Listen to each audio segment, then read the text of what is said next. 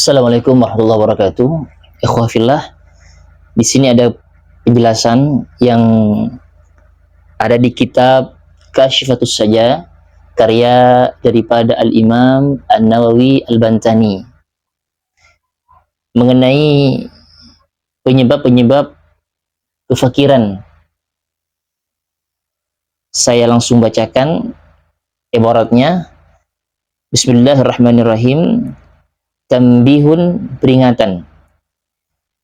Qafratun naumi mimma yurithul faqra lil ghani. Katanya beliau, banyak tidur mimma yurithul faqra, sesuatu yang menjadi penyebab kefakiran, lil ghani, bagi orang kaya. Wa ziyadatuhu liman huwa faqirun, dan menyebabkan tambahnya fakir bagi orang yang sudah fakir. Jadi kalau orang kaya banyak tidurnya, maka menjadi faktor ia akan fakir. Kalau orang fakir banyak tidur, maka ia akan bertambah fakir. Kemudian di sini ada hadis yang disampaikan, wa fil hadis la yaruddu al-qada'a illa du'a. Tidak ada yang mampu menolak qada, tidak ada yang mampu menolak putusan Allah illa doa, kecuali dengan berdoa. Wala yazidu fil umri illa albirru, dan tidak ada yang menambah dalam umur kecuali kebaikan. Umurnya tidak akan menjadi berkah kecuali diisi dengan kebaikan-kebaikan. At-Tirmidzi nomor hadis 2139 dalam kitab Al-Mustadrak. Kemudian selanjutnya penjelasannya, wa innar rajula la yuhramu ar-rizqa bidzambin adznabahu khususan al-kidbu. Sesungguhnya orang laki-laki itu akan terhalang daripada rizkinya disebabkan dosa, disebabkan pekerjaan dosanya, disebabkan maksiatnya, maka rizkinya akan terhalang. Khususan al-kidbu, lebih-lebih dosanya bohong. Jadi orang yang suka berbohong, maka nanti rizkinya itu akan sulit, rizkinya akan dipersempit karena dosa yang berupa bohong. Apalagi wa kafratun naumi tujibul faqra, sebagaimana di atas bahwasanya yang banyak tidur itu menjadi penyebab kefakiran, karena waktunya diisi dengan tidur, waktunya dihabiskan dengan tidur, tidak melakukan aktivitas, tidak melakukan kegiatan apapun, cuma tidur, maka ia akan sulit untuk dilapangkan rizkinya. Kemudian selanjutnya, wa kadzalika an-naumu uryanan, begitu juga menjadi faktor, menjadi penyebab orang itu akan fakir adalah an-naumu uryanan, tidur dalam keadaan telanjang.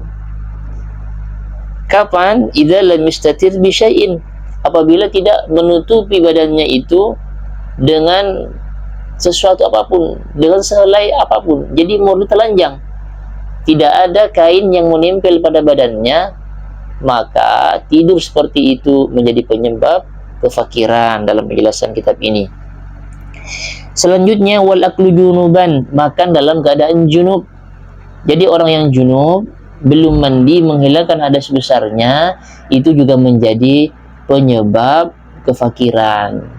Makanya di dalam kitab fikih itu biasanya dia jelaskan orang yang junub kalau ingin makan dan ingin minum, maka dianjurkan untuk wudhu terlebih dahulu. Akan tetapi wudhunya itu bukan li raf'il hadasil akbar, bukan untuk menghilangkan hadas akbar, karena sia-sia nanti, karena dia belum mandi. Solusinya biar menghindari hukum makruh ini, maka dianjurkan untuk berwudhu bagi orang junub yang ingin makan atau yang ingin minum atau ingin mengkonsumsi apapun. Bagi orang junub sebelum mandi, ia dianjurkan untuk wudhu terlebih dahulu. Kemudian selanjutnya adalah wattahawunu bisuqatatil maidati, dan meremehkan jatuhnya sesuatu daripada hidangan. Kalau umpama kita makan, jadi ada butir atau makanan yang terjatuh, kita remehkan. Kita tidak peduli dengan yang jatuh itu, makanan yang terjatuh, maka menjadi penyebab kefakiran.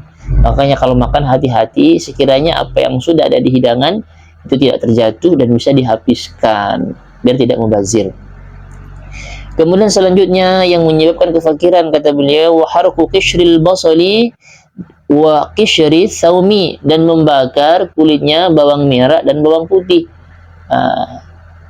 Maka jangan dibakar setelah membuat rempah, membuat sayur, maka kulitnya itu jangan dibakar, karena dulu itu orang-orang dulu masaknya kan di dapur. Mungkin mereka itu dulu ketika membuat sayur, membuat rempah, dikumpulkanlah kulitnya bawang putih, bawang merah, lalu dibakar. Tidak seperti itu caranya, dikumpulkan, dipungut, lalu dibuang ke sampah, jangan dibakar, karena menyebabkan sebuah kefakiran, kata beliau. Kemudian selanjutnya yang menyebabkan kefakiran adalah wakan sulbaiti lailan, menyapu di malam hari. Menyapu di malam hari juga menjadi penyebab kefakiran. Makanya orang-orang dahulu itu, orang-orang tua dulu biasanya melarang kalau anaknya atau siapapun itu yang ada di rumahnya menyapu di malam hari. Ternyata di sini juga disampaikan wakan sulbaiti lailan, menyapu di malam hari itu menjadi penyebab kefakiran. Maka jangan menyapu di waktu malam hari, usahakan di siang hari bersih, sore-sore sudah bersih, sebelum datang malam, sore-sore kita bersih. Solusinya bagaimana kalau ternyata nanti ada sampah? Ya kalau bisa sekiranya jangan sampah itu disisihkan saja, ditaruh ke pojok, ke pinggiran, jangan sampahnya mungkin jangan dibuang lah, taruh di situ, disisihkan saja. Besok paginya langsung disapu, dibersihkan kalau memungkinkan. Kemudian watarkul kumamati, kemudian kata beliau tarkul kumamah, meninggalkan kumamah. Kumamah itu semacam kutu ya, kumamah atau hewan-hewan kecil itu, maka itu tidak boleh dibiarin, dibersihkan.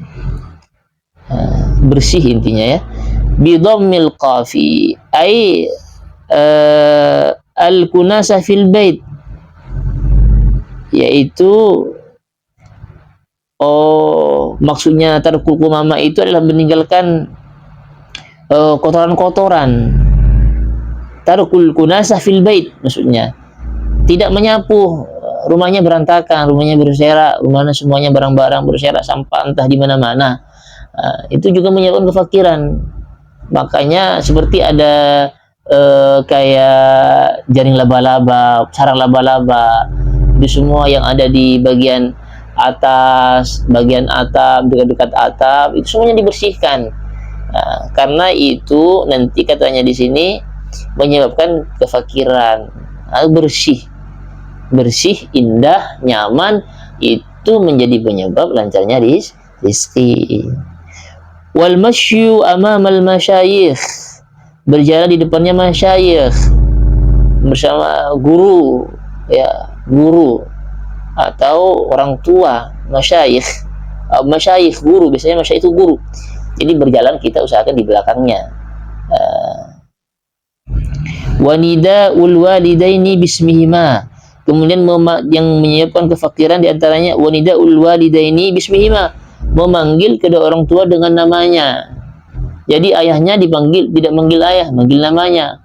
Ibunya tidak memanggil ibu, tapi manggil namanya. Kalau manggil namanya, maka katanya keterangan di sini itu menyebabkan kefakiran. Maka jangan panggil namanya, dan itu juga ada tata krama.